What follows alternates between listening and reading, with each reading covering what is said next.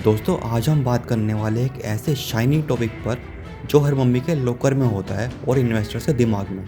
Gold. सोना सिर्फ jewellery नहीं, ये एक इमोशन है, इन्वेस्टमेंट है और कभी कभी तो ये इमरजेंसी लोन कलेक्टर भी बन जाता है। और जब इसका दाम 1 लाख पर 10 ग्राम छू रहा हो तो एक सवाल सबके दिमाग में आ रहा होता है, क्रैश होगा क्या?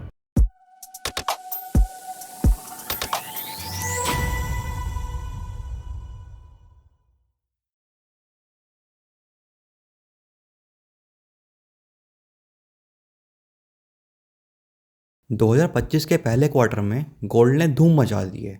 निफ्टी और सेंसेक्स से भी बेटर रिटर्न दिए हैं और अप्रैल तक 1 लाख पर 10 ग्राम हो गया है। अब मम्मी भी खुश और इन्वेस्टर्स और ज़्यादा खुश।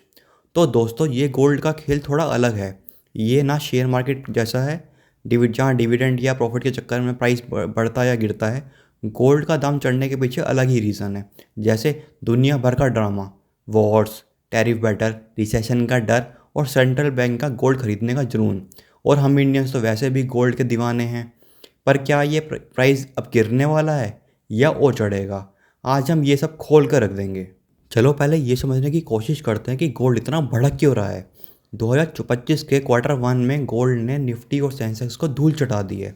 अब देखो दुनिया में क्या क्या हो रहा है।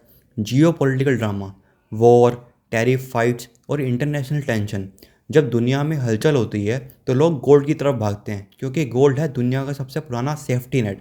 रिसेशन का डर, अमेरिका में लोग बोल रहे हैं अरे रिसेशन आ रहा है। जब इकोनॉमी डरती है तो गोल्ड चमकता है। नेक्स्ट है आपका सेंट्रल बैंक से जुनून। 2024 में सेंट्रल बैंक ने 1045 टन गोल्ड खरीदा और उसमें से 780 टन सिर्फ इंडिया ने, मतलब रोज का 1.5 टन गोल्ड। ये लोग डॉलर के अप एंड डाउन से डरते हैं इसलिए गोल्ड जमा कर रहे हैं। डिमांड बढ़ रही है, ना सिर्फ ज्वेलरी के लिए बल्कि इंडस्ट्री और इन्वेस्टर्स भी गोल्ड के पीछे पड़ रहे हैं। और जब डिमांड बढ़ती है तो प्राइस तो चढ़ना ही है।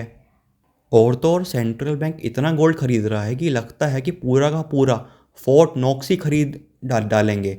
और हम इंडियंस, हम तो बोलते हैं शादी के लिए सोना चाहिए वरना दुल्हन क्या सोचेगी। दोस्तों गोल्ड सिर्फ ज्वेलरी के लिए नहीं है, ये दुनिया का अल्टीमेट बैकअप प्लान है। जब बैंक्स फेल होते हैं गोल्ड बचाता है, जब वॉर शुरू होती है गोल्ड चमकता है, जब पैसा कमज़ोर पड़ता है तो गोल्ड हमारा हीरो बन जाता है। और ये सिर्फ भावनाओं की बात नहीं है, गोल्ड इन्फ्लेशन के अगेंस्ट भी एक सॉलिड हेज है। मतलब जब चीज़ महंगी होती है गोल्ड आपकी परचेजिंग पावर को बढ़ाता है।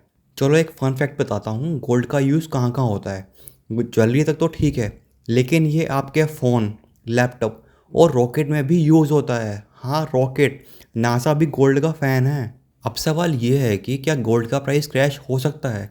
देखो हिस्ट्री में ऐसा हुआ है। 2011 से 2015 तक गोल्ड का प्राइस 45% गिरा था, जो कि $1920 पर औंस से गिरकर $1050 पर औंस आ गया था। और 1980 में भी थोड़ा 60% के आसपास गिर गया था, लेकिन इंडिया में इसका असर नहीं हुआ था क्योंकि जब डॉलर स्ट्रॉन्ग होता है हमें गोल्ड के लिए ज़्यादा रुपीज़ देना पड़ता है। तो अब मुद्दे पे आते हैं कि क्या ऐसी क्या चीज़ें हैं जो गोल्ड को गिरा सकती हैं, गोल्ड का प्राइस गिरा सकती हैं। फर्स्ट पॉइंट है आपका ओवर सप्लाई। अगर मार्केट में गोल्ड ही गोल्ड भर जाए और डिमांड ना हो तो फिर ये प्राइस गिर सकता है। नेक्स्ट पॉइंट है इन्वेस्टर सेंटीमेंट। अगर लोग बोलने लगे अरे स्टॉक्स में ज़्यादा मज़ा है तो गोल्ड की डिमांड घट सकती है। नेक्स्ट है स्ट्रॉन्ग डॉलर।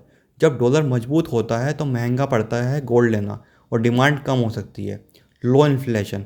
अगर इन्फ्लेशन कम हो तो गोल्ड खरीदने वाले और गोल्ड को हेज करने वाले लोग थोड़े कम कर देते हैं। Healthy economy. जब इकोनॉमी मस्त चल रही हो तो लोग स्टॉक्स में इन्वेस्ट करते हैं, गोल्ड को भूल जाते हैं। और हाँ, अगर गोल्ड ऐसे ही स्ट्रॉन्ग होता रहा तो वो दिन दूर नहीं जब हमें गोल्ड खरीदने के लिए अपना घर बेचना पड़ सकता है। लेकिन सीरियसली क्रैश के चांसेस अभी कम हैं क्योंकि दुनिया भर का ड्रामा अभी ख़त्म नहीं हुआ है। एक बात दिल पे हाथ रख के सुनो, मीडिया चिल्लाता है गोल्ड क्रैश, लेकिन ये सब एक गेम है।